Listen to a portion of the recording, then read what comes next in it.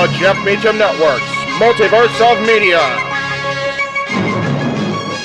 For over 15 years, the recognized symbol of excellence and the standard bearer in coverage of sports and entertainment.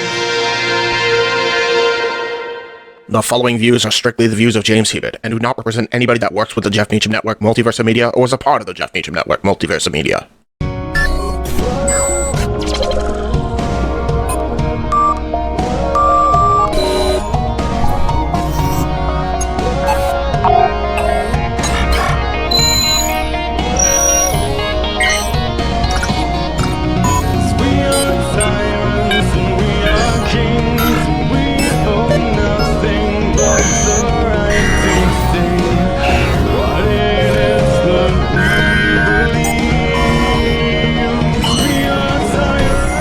Straight from JHebert Studios, James covers the good, the bad, and the ugly, and gives his perspective on things. Now here is your host, James Hebert.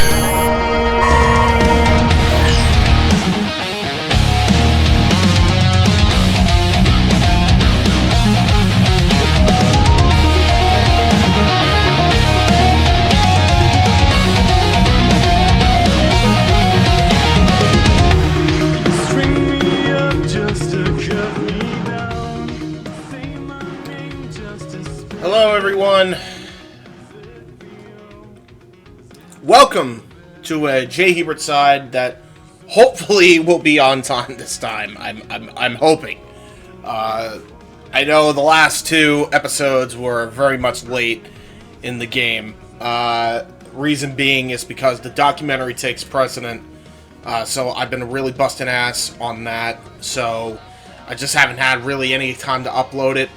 I'm going to finally have time, by Friday you guys will be seeing this, having all the JHebert sides ready to go.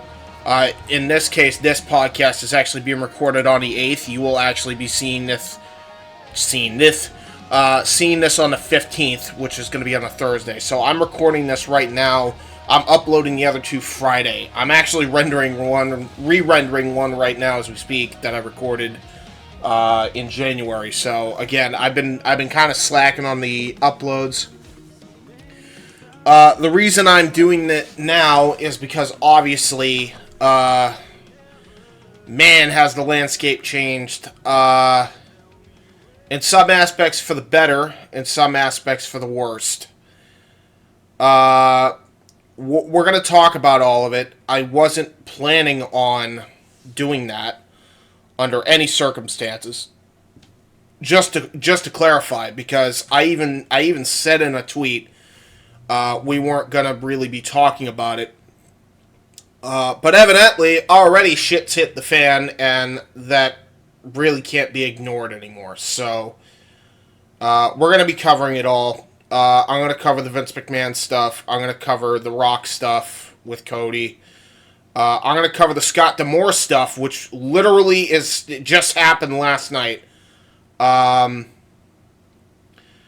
again, it's funny in the last podcast what I said, because I don't think it happened exactly the same way that I thought it would happen. But essentially, it did. It very much did. So, yeah. Shit, here we are. We're going to be covering it all. Not what I expected I would be doing with my Friday morning, or Thursday morning now, excuse me. But here we are, evidently. You'll notice there's a change to the backdrop. I'm going to just start off with the positive, and this is really grasping at straws here. You may notice my setup's a bit different, because I actually, I changed the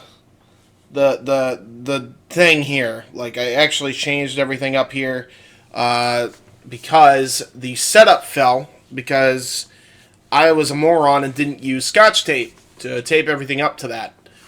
I have done that now, so everything is actually in place. So there you go. I actually have a pretty decent setup now. I mean, I already kind of did, but now, evidently, here we are again with a even more decent setup.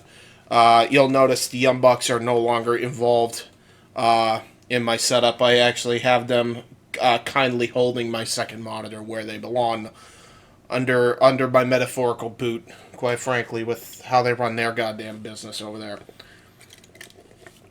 And by the way, I'm sure we're going to get into that as well, because I have not actually... I might as well, because I haven't actually given any thoughts on AEW as of recently. So, I think the last time I did might have been the anniversary show for Open Mic Night. That was like the last time I actually spoke on it, which I think I then followed up on the second episode. It's been that long since I recorded it, so my apologies again. So we're probably going to cover the whole kit and caboodle here. Now, there's a couple things I want to start off with it. So since we actually brought up AEW, I'll actually go into that now. Apparently, Fox, ESPN, and Warner Brothers Discovery have reached a joint merger of sorts where they're going to be on one single streaming service under WB. Which means, I don't know if that means they bought a good majority of 20th Century Fox or whatnot, but or if they're just in a working relationship. I have no fucking clue. But I assume there was some agreement made, because it does sound like AEW is going to also be moving into a streaming platform come 2024, I believe. So they're actually going to get a jump ahead of WWE on that aspect, at least in theory, because that's when the merger and the actual acquisition takes place. So this happened as well, I think, a couple days prior to the TNA news. So everything just kind of got verbally diarrheaed on us all at once. So bear with me as I may go back and forth on a couple of points here.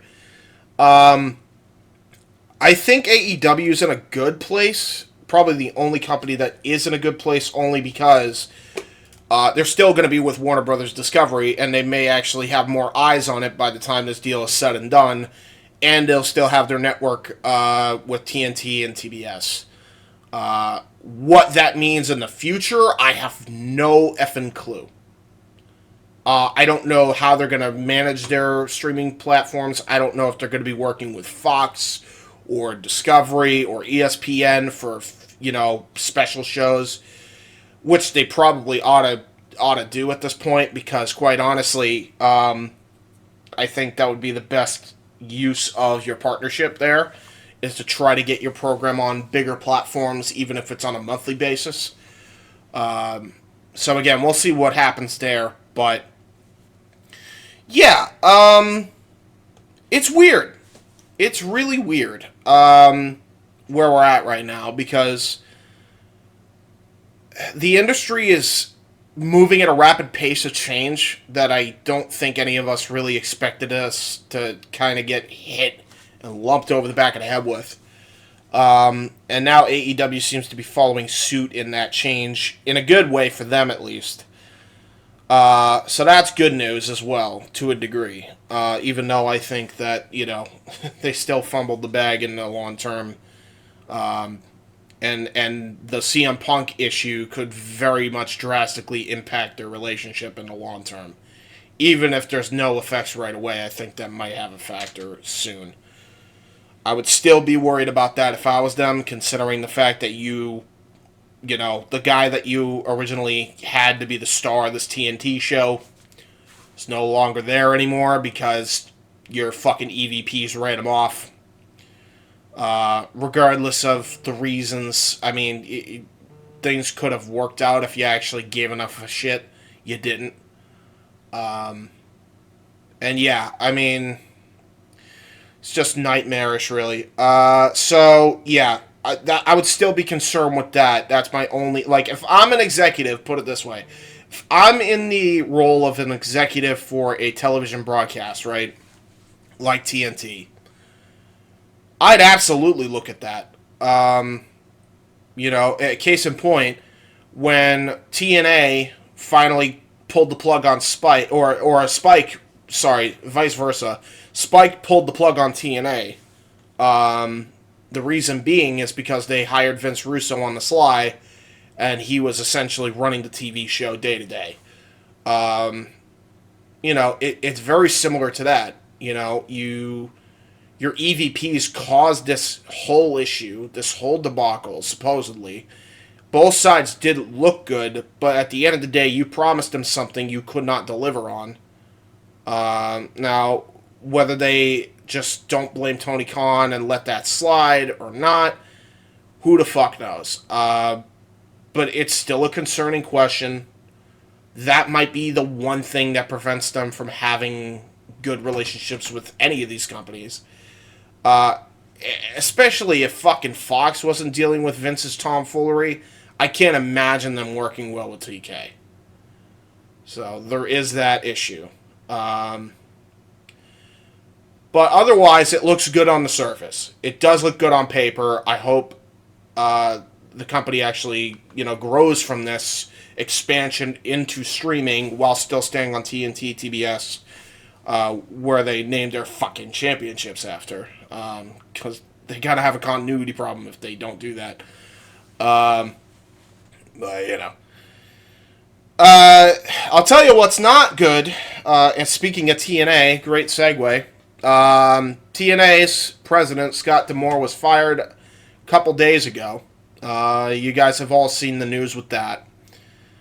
Man, it's crazy because I think last few podcasts I've been on, I literally said you cannot rely on Anthem because Anthem can fucking get too big for the britches at any point and really hinder the growth of TNA. Well, I hate to say I told you so, but I fucking told you so. Whole reason being is because Scott Demore wanted to actually partner up with bigger companies, which he was doing with the WWE and other places, and Anthem really didn't like that too much, and they fired his ass for it. I assume a lot of that has to do with the Jordan Grace appearance at the Royal Rumble this year, and now he's out of a job because Anthem fired him, and basically he was never the majority shareholder anyway. I guess he was just president of TNA. Anthem axed him and put somebody else in charge that doesn't care about TNA's growth or success. And right as soon as TNA got their fucking momentum back, boom. Shot block right out from under them. All because they do not want TNA to succeed if it's not on their dime. I mean, it's really a matter of pride. It's a matter of shady business, what have you. Hi, Future James here. So a couple things I just want to point out. There has been more information when it comes to TNA as well. As you just heard, my first assumption when I originally recorded this podcast was Scott Demore having his TNA Knockouts champion show up at the Women's Royal Rumble. That was completely incorrect. I do know now, in fact, that it is strictly because he asked for a bigger budget. He wanted a bigger budget because TNA was gaining all sorts of momentum, so much so that the current budget that Anthem was giving them was not going to be sustainable in the long run. Very similar to ECW's problem, minus a lot of the companies not paying them and the bankruptcy issues.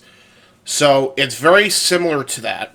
And he was trying to get more money for the company to kind of grow its audience that it was getting just by changing its name back to TNA and trying to keep that momentum on a wave high. Trying to keep that momentum high. And he got fired for that because he basically bitched about it all the time.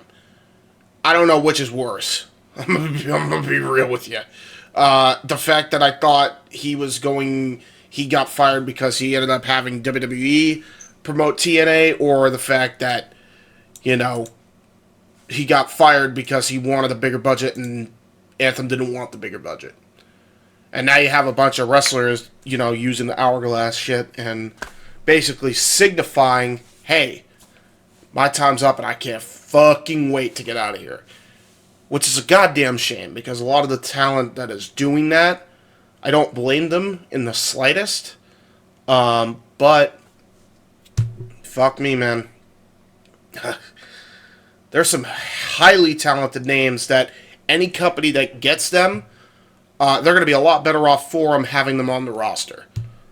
I think some of them are up to and including the Rascals, Josh Alexander, Eric Young, Jordan Grace. I think there's a few others that I'm probably forgetting, but there's a lot of people on Twitter that are in TNA. I'm sure not everybody's going to be like that because, God forbid anybody in the wrestling industry actually have a like-minded set and be like, you know what, this shit sucks. Or at least long enough to have any sustainable change to a company that is fucking them over financially. But yeah, that's essentially what happened. So now that that's been taken care of, let's get on with the rest of the podcast now that that has been explained.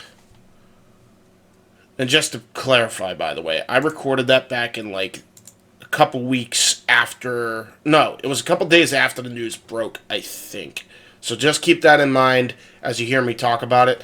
I just wanted to kind of spice this in because it's a bit out of date now, so... Fix it. And I did. What does shock me about the whole thing, too, is I was very convinced that TNA was going to be a viable alternative, and Scott Demore actually had more power than I allegedly thought he had. Turns out, that ain't the fucking case. He got outed quickly. Extremely quickly after they deemed it necessary because apparently he went behind their back trying to work with bigger companies.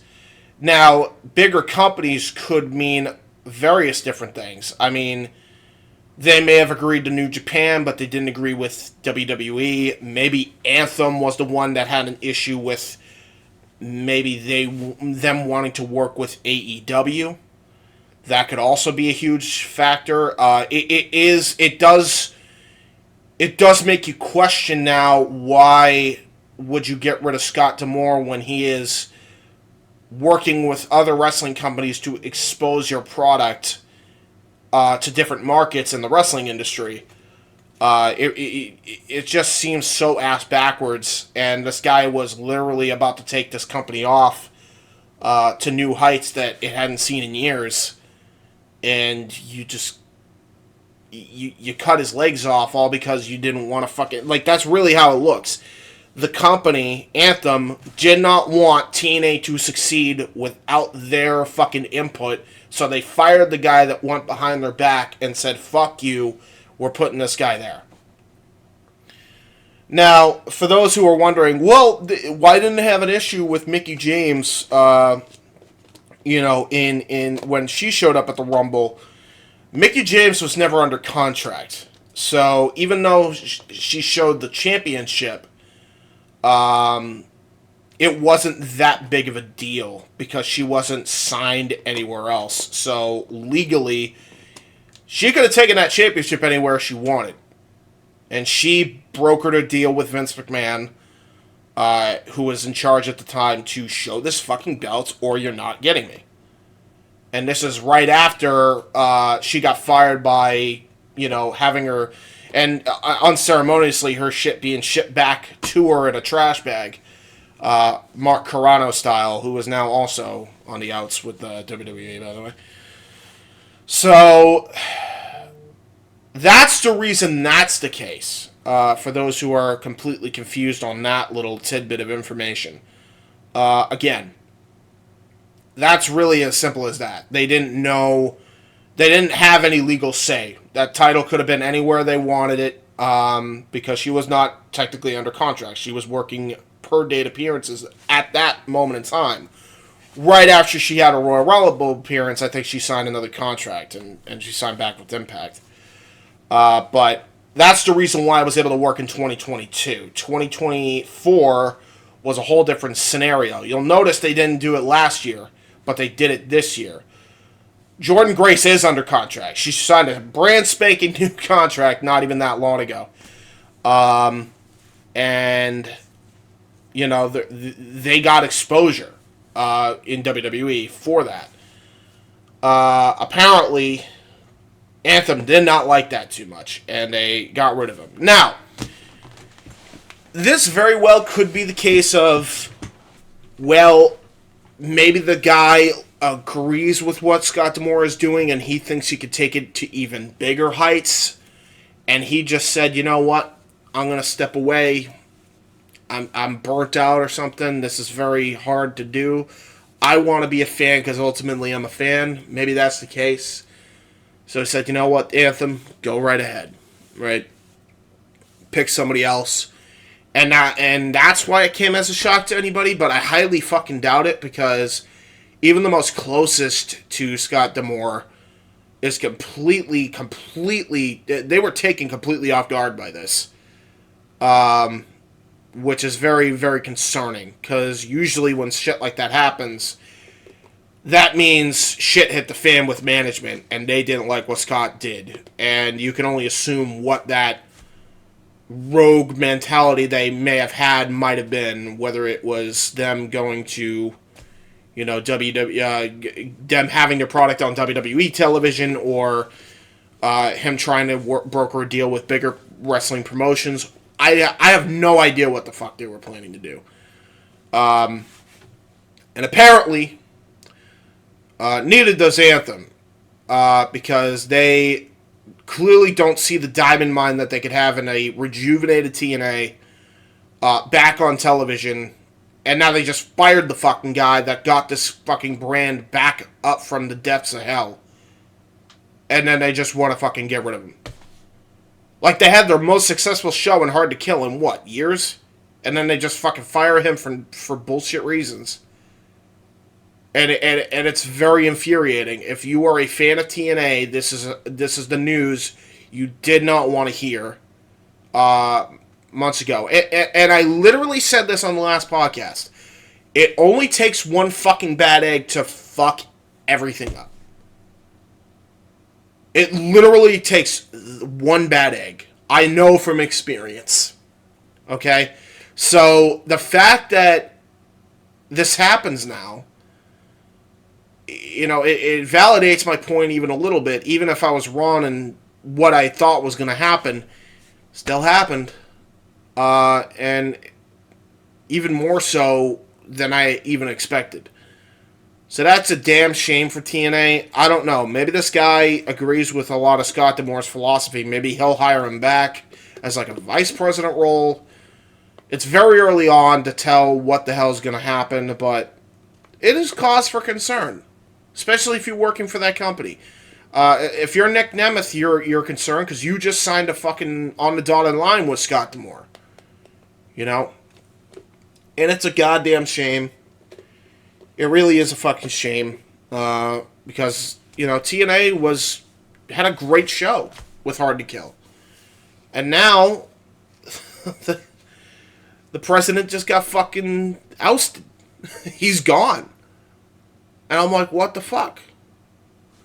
I think everybody's like that right now. Like, what the hell? This guy brought us here. Why are you getting rid of him? So evidently, that's where we're at with TNA. Really kind of a shame. But we'll see what happens. Again, it's very early on. Maybe we're reading too much into it. Typically, we tend to do that. I hope I'm wrong. I hope I'm wrong about TNA. I'm hoping the management of Anthem did not want to fuck them over as much as they did. But I don't know. It's very rough. Very rough termination there for Scott Demore, and it seemed like it just came out of nowhere, and you can only speculate as to why. So, yeah. That's the TNA situation. Now we get into the crux of this podcast, pretty much, which is the WWE stuff, which I really did not want to even touch with the 10-foot pole. I didn't think I would have to, but evidently, because the IWC want to be absolute jackass fucks, here we are. And that's the case with a lot of us on the Jeff Meacham Network, Multiverse, and Media. We had no intention to really cover any of this shit. With the exception of Open Mic Night, which I did not show up for because I didn't even want to touch it.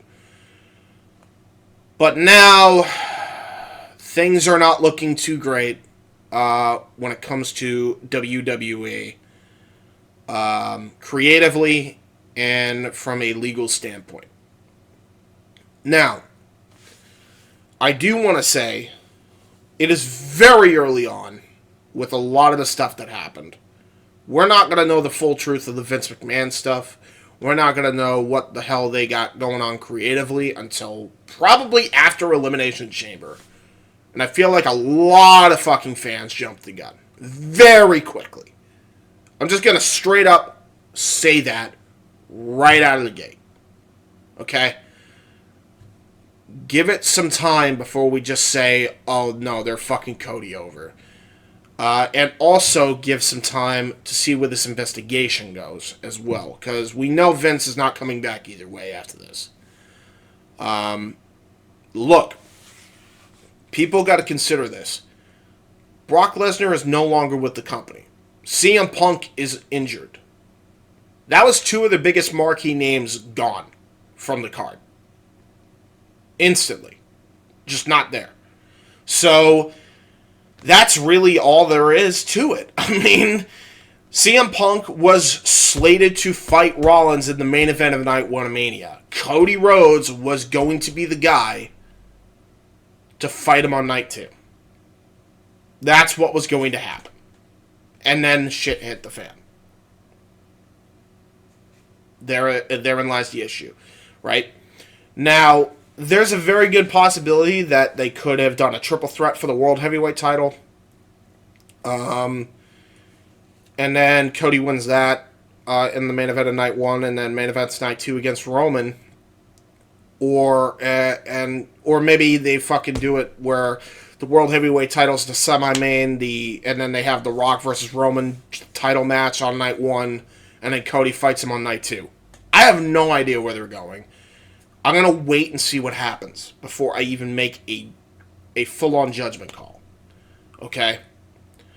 I will say, it is very fucking tone-deaf after all this time and all this news breaking around where The Rock has bought Vince McMahon's shares because of the fucking allegations that are lobbied against him right now, where he is probably never, and I hope to God it stays this way, never is coming back to the company ever again, right?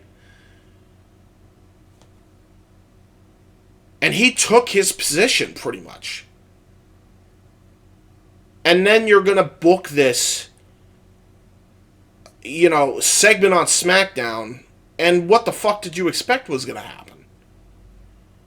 I will say that. That said, the way fans are going about showing their displeasure, some are doing it in a healthy way. And as per usual with the IWC fucking nutfucks, not so much. Typical. Shocker, I know. Ava Raine, who is The Rock's daughter, she is in NXT. She was a part of the schism for a cup of coffee. She got death threats. So did The Rock. Unacceptable. I'm just going to outright say that right now. That's bullshit. It's unacceptable. It's fucking pro wrestling. Get the fuck over yourselves. What you have done is fucking hinder Cody's success by doing shit like that. If you have to think that shallow, think of it like that. But let's just be outright here. That should be the furthest fucking thing. That should be the furthest punishment. Because if I'm WWE and I'm in the management position, guess what? I'm going with The Rock now and fuck all you. It's not the right business decision. But at the end of the day, I can understand if they go that route now because the fans went way too fucking overboard. You don't do that shit. Any fucking death threat, and this is me now, because I was a fucking idiot as a kid, but any fucking death threat in this day and age, in 2024, should immediately be faced with jail time. Immediately. It shouldn't even be up for fucking discussion. You are there to serve your time. You will go to court in a jury amongst your peers if you threaten somebody's life. Because people have gotten that way too much now. That's exactly what should happen to anybody and everybody that threatened Dwayne Johnson and especially Simone Johnson. Especially Simone, who had nothing to do with this shit. She had absolutely fucking fuck all to do with this. She has zero to do with the creative of WWE. Zero. The fact that we even gotten that far is fucking absurd. And that is why everything is being discussed now.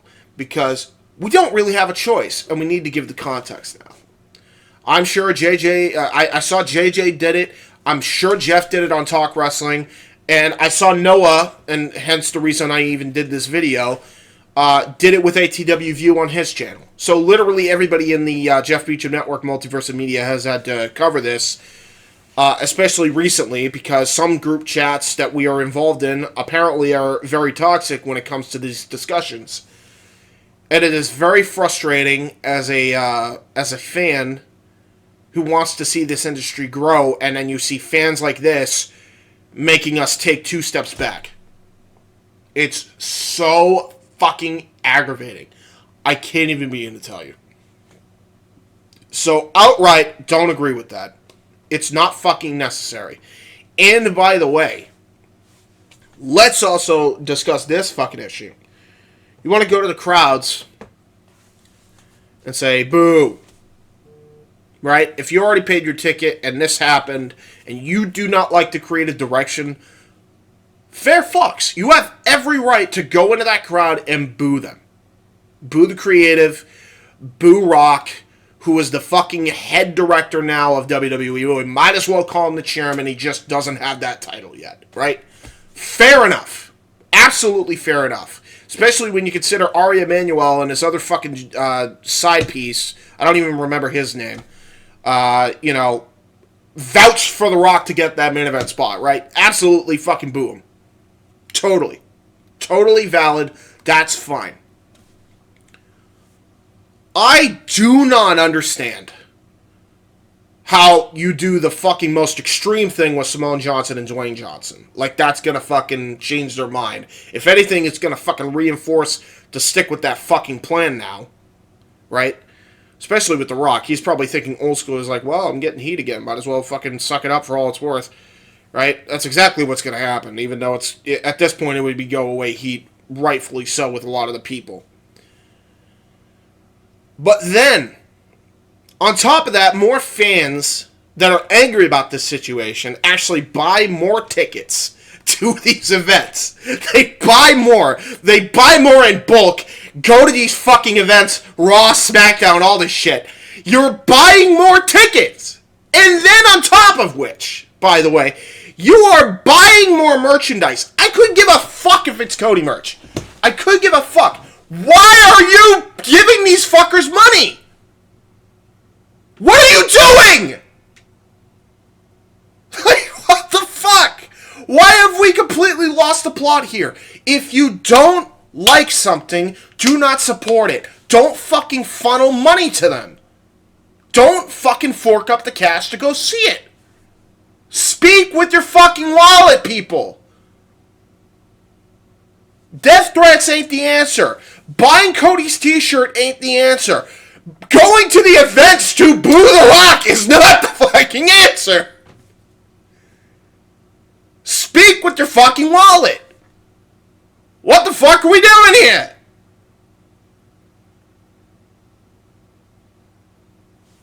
Like, I don't know, man. It doesn't make sense. It really doesn't make sense to me. Again, maybe I'm out of the fuck. Maybe I'm off the mark here. But it's like, As far as what the fans do, that's what I'm focusing on. I could give a fuck about what creative direction they're going in now until Elimination Chamber. I'm going to wait and see what happens. But I'm focusing on the fans' way of handling this shit. I cannot begin to tell you how droned up these people can be. Don't pay. Don't give them money. It's that fucking easy. It's that easy. Okay? Relax on your spending of this product. You speak with your wallet, then the company listens. You don't buy this shit in bulk. You don't.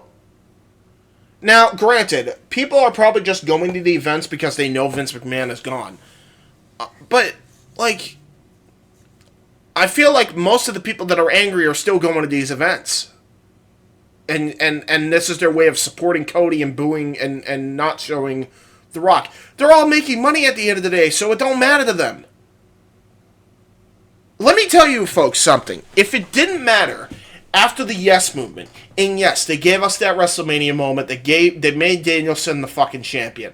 But then what happened after? They did everything they could to hinder his fucking drawing power. And they focused on the next big thing, Roman Reigns. They saw it as a fork in the road, and they just said, well, on to next year.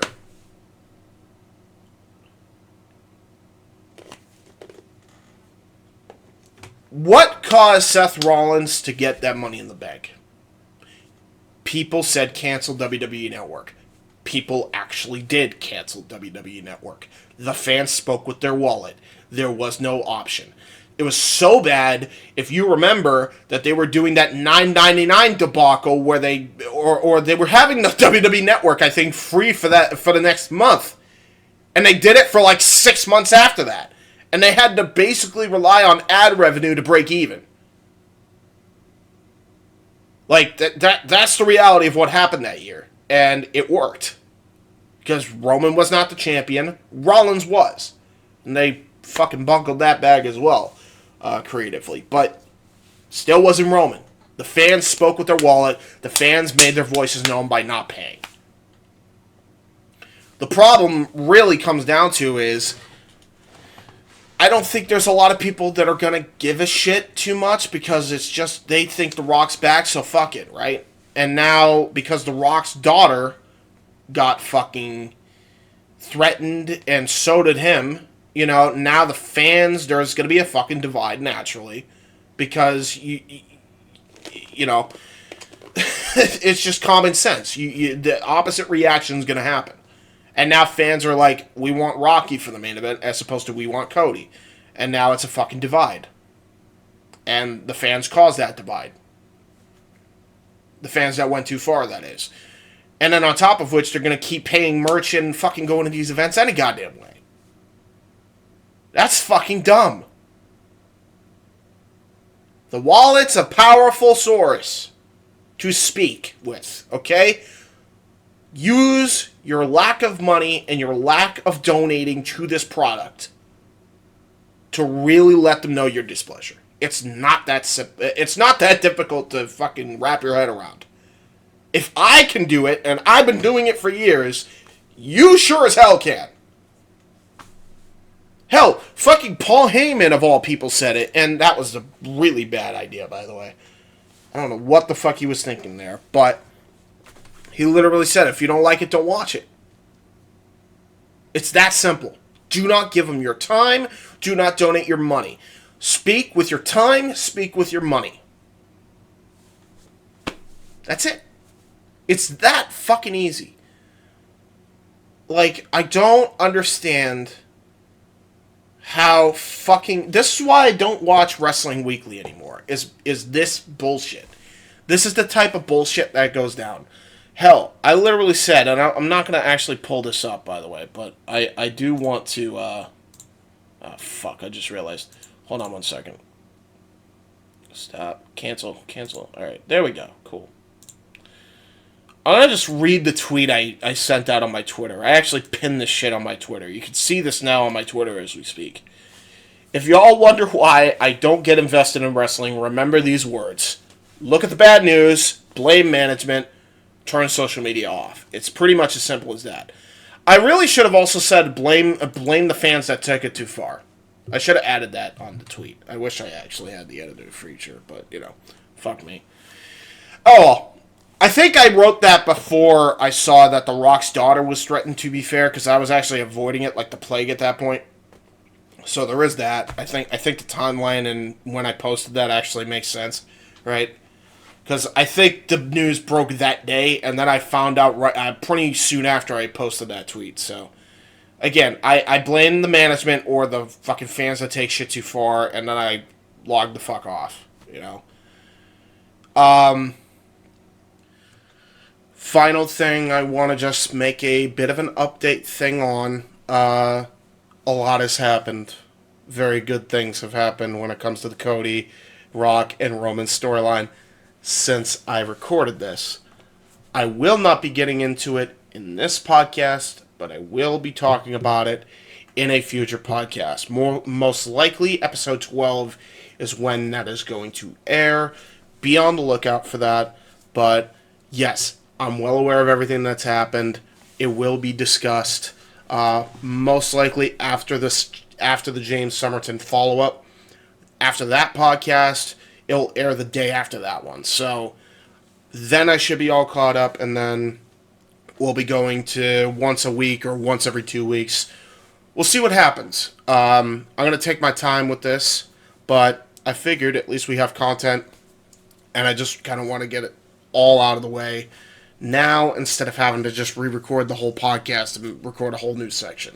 Just make 2 little splices, re-render it, and then boom, we can post it on the channel. So be on the lookout for that. Episode 12, JHebert Side of Things. I'm sure we're going to be talking about a whole host of bullshit.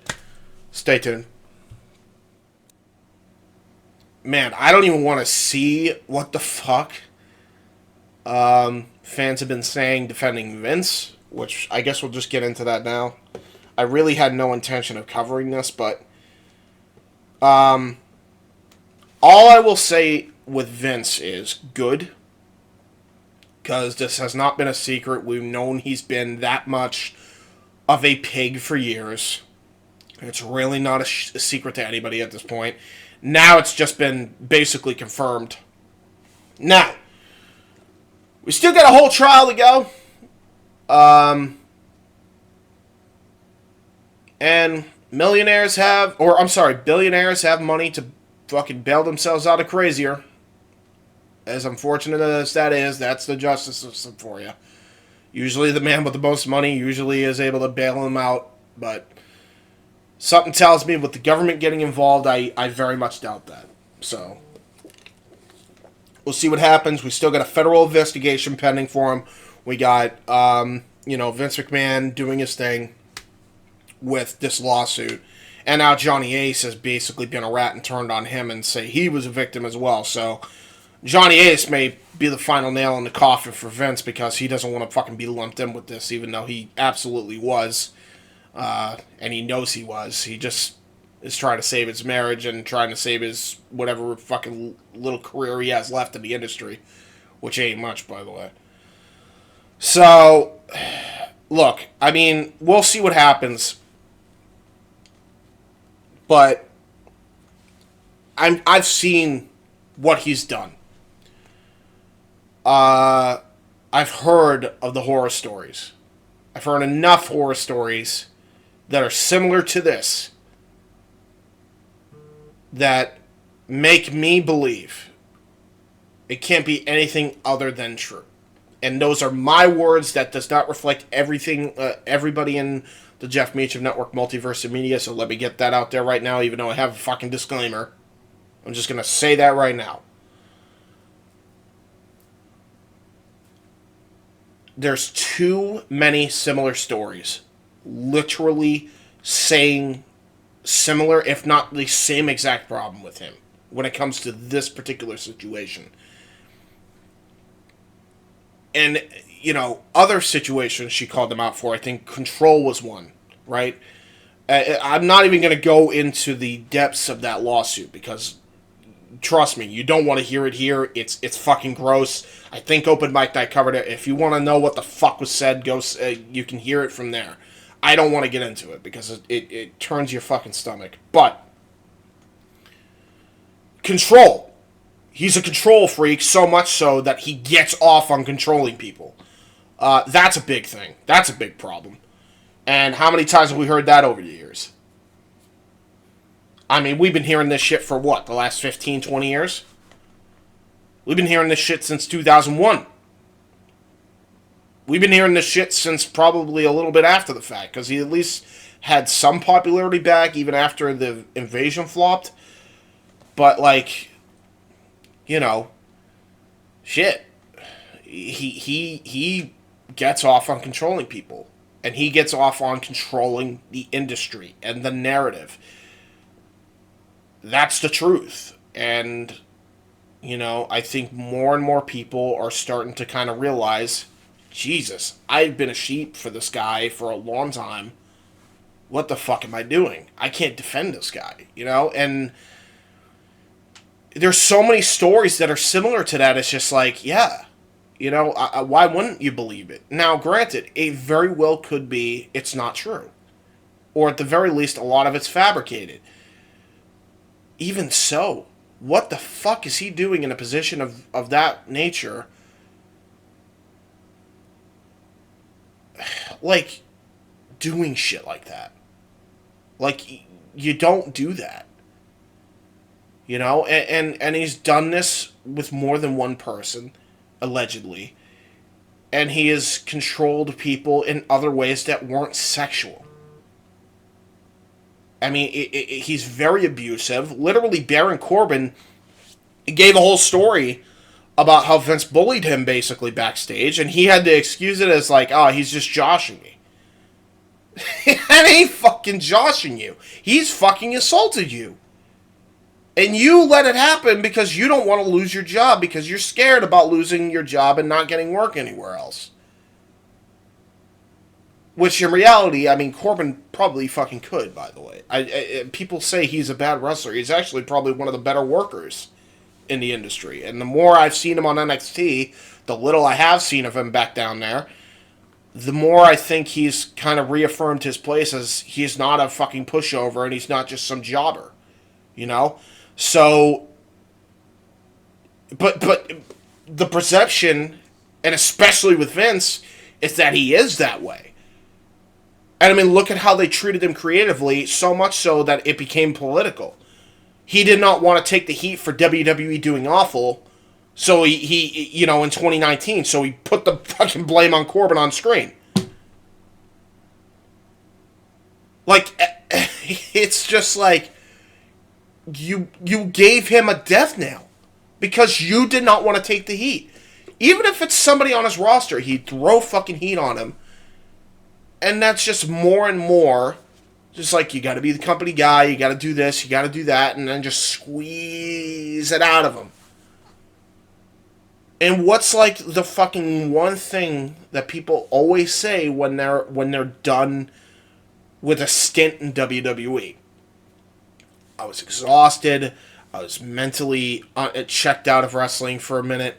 If they don't go to TNA or some other company. They just, and for a while that was the case because there wasn't many options back then.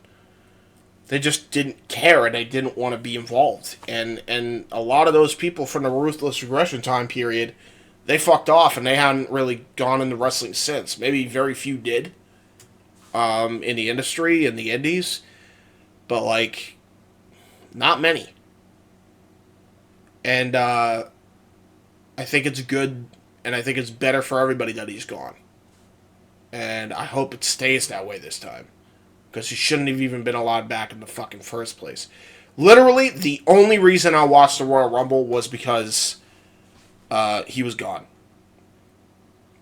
I literally watched that Royal Rumble because I knew he was gone, because he had resigned. He had his hand forced. Basically, TKO kicked him out politically.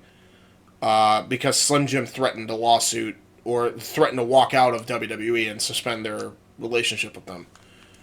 Once he was gone, then they reinstated it, as you saw in the Royal Rumble.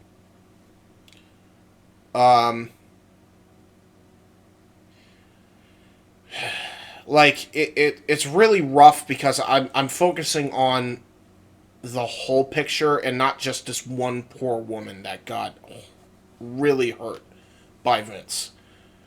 But again, it's just it's out of my expertise. Even though I've been SA'd myself in the past, it's really out of my expertise because I've never had it that bad. And I'd be absolutely stupid and it'd just be completely ignorant to pretend otherwise. So I can't really give an opinion, even if I wanted to. That said, I do know he's done this with other people, and I do know, and I have called that he's been a scumbag for years, and it was about time he got the fuck out. He was a detriment to that company more than he was a success. I think Jeff put it very bluntly on Twitter. I forgot what the tweets were, but I think essentially he said, this company takes 2 big steps forward and 1 giant one back.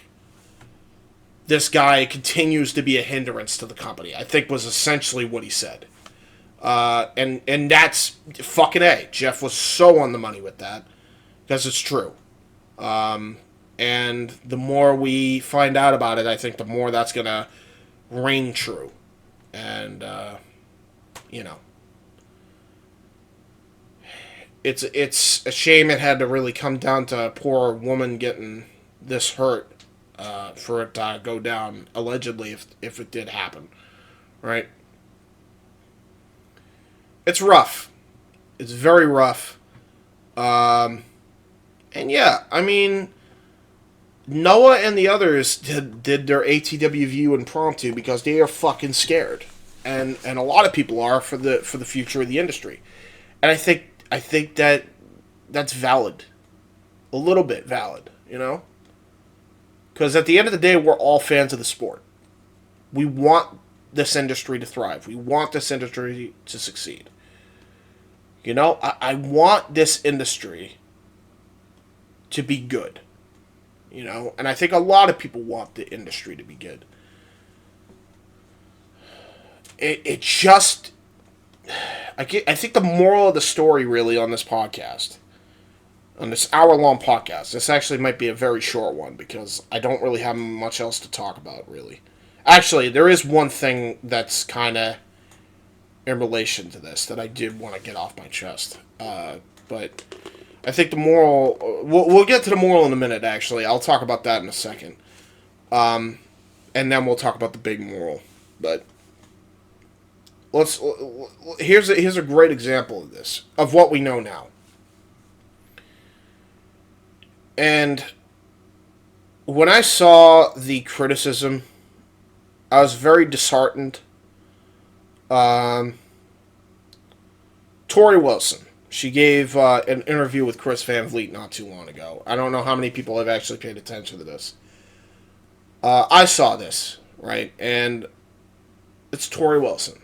Tori Wilson, for those who don't know, was like my childhood crush, right?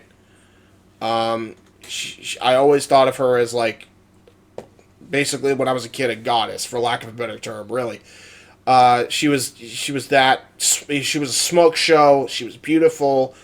To me, she could wrestle when I was a naive kid. Little did I know what women's wrestling would turn out to be, right? And again, like, I liked her, and I had a crush on her, and she was like I fairly safe to say she was like my first celebrity crush, right? Now, when she did the stuff she did on WWE television, no duh, why that would be the case, right? So, you can imagine my shock and horror when I heard her say she was beyond uncomfortable doing those bikini contests in front of the SmackDown Live crowd for years. She did not want to do those. She was mortified on doing them. Literally, that was the term she used, mortified. I think one woman was so scared She was petrified of doing so, and Tori was trying to hold back tears because she was that upset and nervous. And she felt she couldn't say no because, number one, she's too much of a people pleaser, and number two, there really wasn't any other game in town for her to make good money in when it came to the wrestling industry anymore, because WCW was done.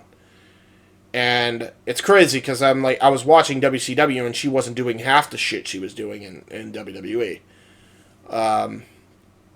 You can maybe make an argument for Russo's era, although I haven't seen it yet. It very well could have happened. I don't know. But, just the fact that she was that uncomfortable with it, I'm ashamed that I even liked it as a child, which is so dumb to say, I know.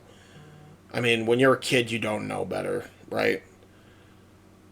But to me, it boils down to this, because I saw this argument, unfortunately, by fucking morons in the IWC. You people are weird. She chose to do it. Get over yourself. She fucking was getting paid millions. That's why she did it. It's easy to say no, yada, yada, yada. A lot of fucking sexist-ass remarks that I just really didn't appreciate. A lot of the argument is, well, she didn't have a problem posing in Playboy for the entire world to see. But she had a problem with the bikini contest. Here's the fucking big difference. Number one, consent is a fucking... It's easy to fucking understand. Yes means yes. No does not mean badger them, even if you're an owner of a fucking company, until they fucking say yes. Or even if you know they'll be uncomfortable with it, they'll say yes anyway because there's no other place to work. That's not fucking consent, number one. Okay? Let me get that out of the fucking way, because I saw somebody fucking use that as a goddamn thing. That pissed me off. Second thing was... when you're doing a Playboy shoot, not that I have any experience in this, right? But it's very controlled atmosphere when you're shooting for the nude pics, right? You have, for the most part, you have a bad egg every now and again, right? You have security on staff, you have the photographer there, and you have, I don't know, maybe a couple other people on staff on standby, whatever, helping out with the shoot or something. You might have a couple prop guys in there. I'll say at max 10 people, right? And you're posing nude and you're doing the photo shoots, that's fine. And you could argue, if you're going to be in the moral side and you're a religious person, that's still bad. You're still exposing yourself, and very true. You are exposing yourself to a lot more people considerably than in WWE doing bikini contest. Valid, right? However, it's not in the moment that shit is being spread everywhere. It's not a live stream where you are broadcasting to millions of people, and some people do that as well, by the way. She is doing photo shoots in a closed location and releasing it for later consumption afterwards. With a group of 10 people, max, right? As opposed to 15,000 seated arenas in the ring, basically nude. Not totally, but might as well have been.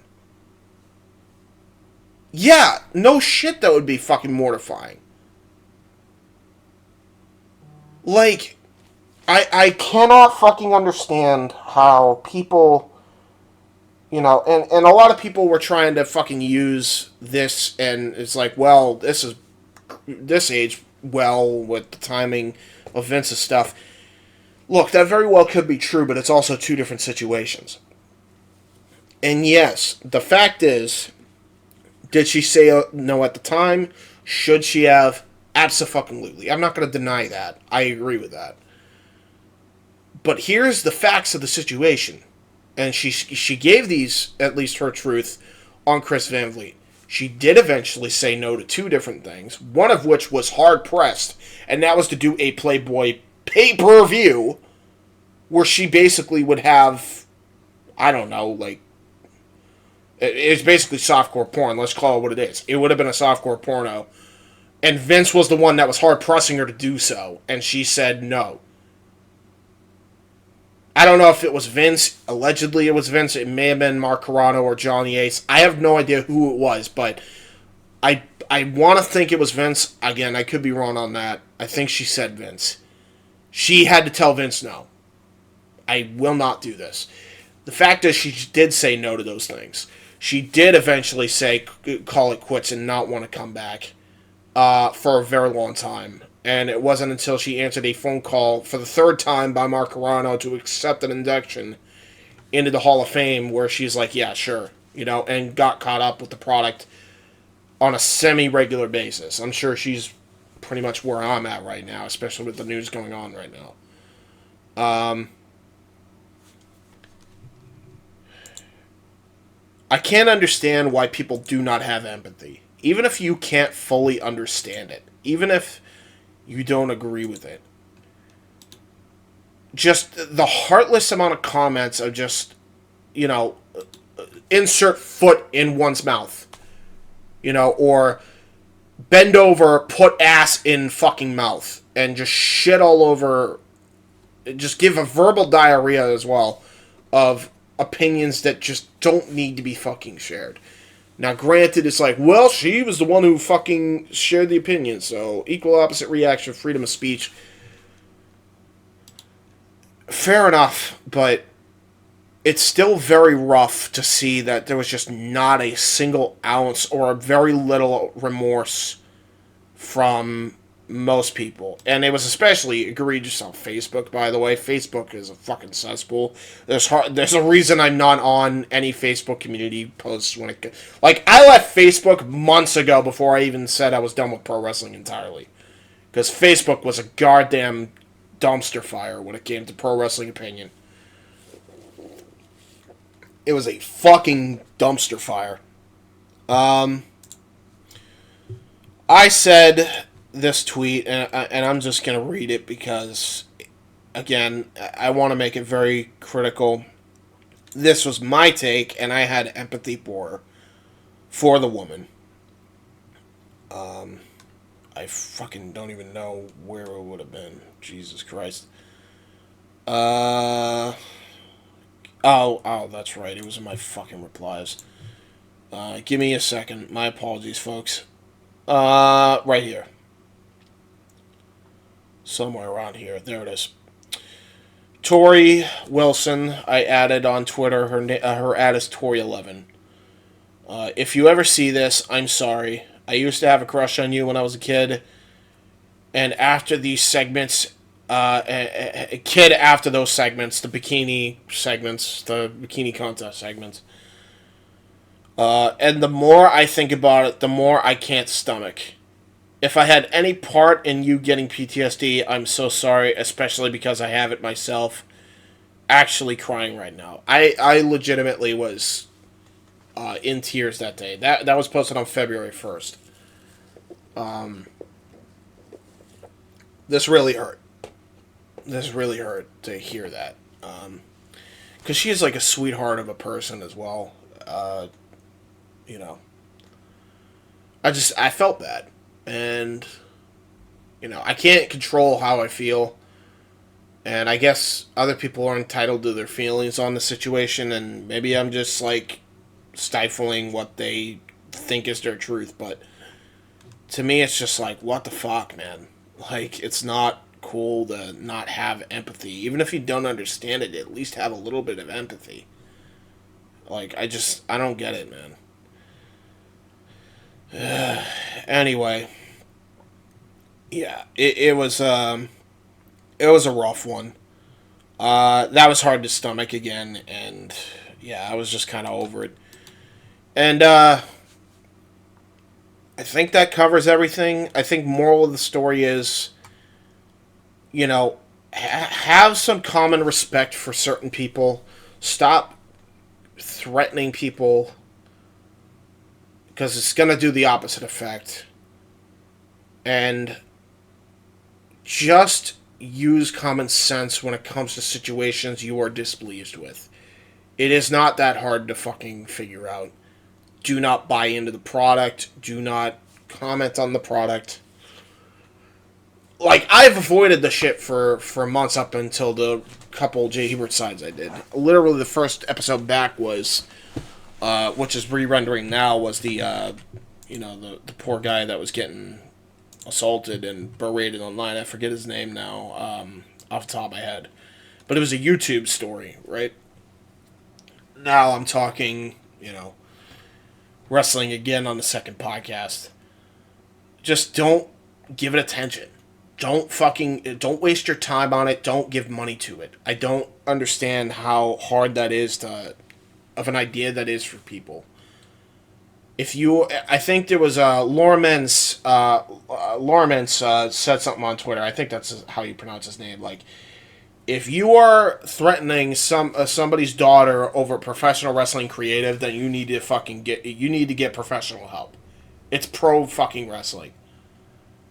Like, get over yourself. I agree. Right? I think people need to also have more empathy for people. And, at the end of the day, we're human beings, and we need to really fucking put that in perspective. This is really, really fucking hard to see. And hard to stomach, a lot of this shit. We need to be better.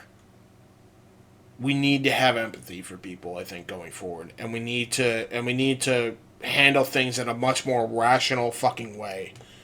There are ways you can handle things peacefully, especially in wrestling, and not super combatively. And by the way, that's coming from a guy who's had combative fucking issues recently. So, for what that's worth, I mean, take that, for what it is. But I think there is a point in what I'm saying. I don't think it's out of the realm of possibility. I think you can disagree with something and handle it in a healthy way and really make your voice heard in a healthier alternatives than the way people did it. So just, I don't get, man. This is the problem with social media, man. Like, this is going to be the death of us one day. I don't know how, but I get worried when shit like this goes on, man. Like, pro wrestling I used to look forward to. Now I can't even stomach watching this shit anymore. Like, I can't even I can't anymore, because it gets this fucking rough everywhere now over the stupidest shit. And I'm frustrated with it all, so, yeah. I just felt like I needed to get this out of my chest. And that is exactly what this medium is for. It is literally as it's advertised on the fucking logo, so. There you have it. Again, you're seeing this 2 weeks after the last two dropped over the weekend, so there is that. That's cool, right? I'm actually posting again. Oh my god. So yeah. Hopefully we'll actually have fucking a positive topic. I actually want to do positive things to talk about, really, at some point, because, yeah, I just want to. I want to have a positive thing. I want to have positive topics to talk about and have a good time with doing one of these podcasts. And it doesn't have to be super sad like the last two were. Because it was bugging me so much. I hope one day I could just come on here and just kind of shoot the shit with you guys about shit coming up. Maybe that will be the next podcast. It's just like, hey, we're doing big things, and all that shit. So we'll see what happens. I do want to end this podcast off because I don't plan on plugging anything on this one, because everything's so up in the air right now, except for my uncle's documentary and a couple other things. I want you guys, if you're religious or not, thoughts if you're not, and prayers if you are. Thoughts and prayers to Mistress Audio.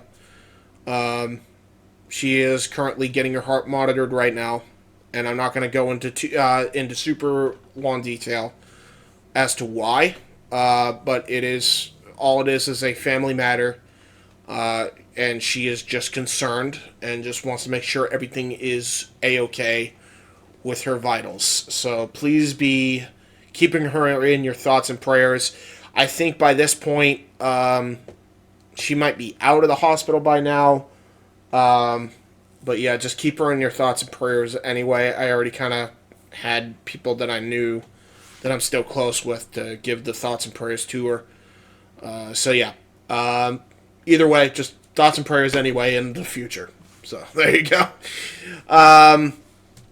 And yeah, I think that's pretty much it. Again, we got things coming up here relatively soon, so let me just pause this podcast so I can adjust the audio for the ending sequence here.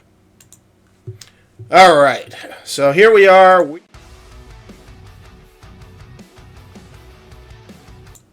Okay, I'm not redoing that. I don't care. I'm not wasting my time to cut that out since we're at the outro anyway. Botch. Anyway, we're here. What I want you guys to do at the end of this podcast, I want you to check out here.